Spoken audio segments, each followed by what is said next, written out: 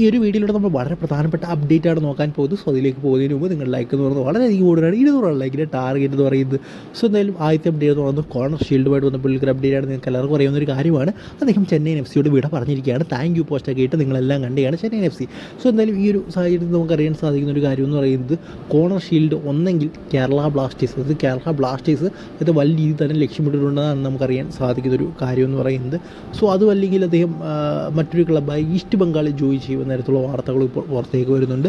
So എന്തായാലും നമുക്ക് നോക്കാം എവിടേക്ക് പോകുമെന്ന്. എനിക്ക് സാധ്യത കൊല്ലി ഈസ്റ്റ് ബംഗാൾ തന്നെയാണ്. ഈസ്റ്റ് ബംഗാൾ കേരള ബ്ലാസ്റ്റേഴ്സ് റേസാണ് നടക്കുന്നതെങ്കിൽ, കാരണം ഒരിക്കലും കേരള ബ്ലാസ്റ്റേഴ്സ് ഈസ്റ്റ് ബംഗാളിനെ മണ്ടയ്ക്ക് കയറ്റി ബിഡൊന്നും വെക്കാൻ പോകുന്നില്ല. അതിന് മോഹൻ ബഗാൻ അല്ലെങ്കിൽ ബംഗളൂരു തുടങ്ങിയ ടീമുകളൊക്കെ അങ്ങനെ ചെയ്യാറുള്ളൂ.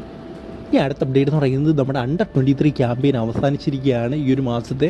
അതായത് തജിക്കിസ്ഥാനെതിരെയും കിർഗിസ്ഥാനെതിരായിട്ടുള്ള മത്സരങ്ങളൊക്കെ അവസാനിച്ചിരിക്കുകയാണ്. എന്തായാലും രണ്ടാമത്തെ മത്സരത്തിൽ ഇന്ത്യയുടെ ഒരു ഗോൾ രഹിത സമനിലയാണ് കാണാൻ സാധിച്ചത്. എന്തായാലും ഇതിൽ നമ്മുടെ ബികാഷ് ഷുംനാം ഏതാണ്ട് ഫുൾ ടൈം കളിച്ചിട്ടുണ്ട്. അതുപോലെ തന്നെ ഐമൻ ഏതാണ്ട് 86 മിനിറ്റ്, വിപിനും കോറോയും 45 മിനിറ്റ്, അതുപോലെ തന്നെ സഹീഫ് ഒരു 10 മിനിറ്റും, അതുപോലെ തന്നെ അർബാസിന് ഇപ്പോഴും പ്ലേയിങ് ടൈം ലഭിച്ചിട്ടില്ല എന്ന് തന്നെ പറയണം. സോ എന്തായാലും ഓവറോൾ നോക്കുകയാണെങ്കിൽ അത്യാവശ്യം കുഴപ്പമില്ലാത്ത, അതായത് ഇന്ത്യൻ നാഷണൽ ടീമിൻ്റെ പെർഫോമൻസൊക്കെ വെച്ച് നോക്കുമ്പോൾ ഇത് അത്യാവശ്യം കുഴപ്പമില്ലാത്തൊരു പെർഫോമൻസ് തന്നെയാണ്. അല്ലാതെ ഇപ്പോൾ എന്ത് പറയാനല്ലേ.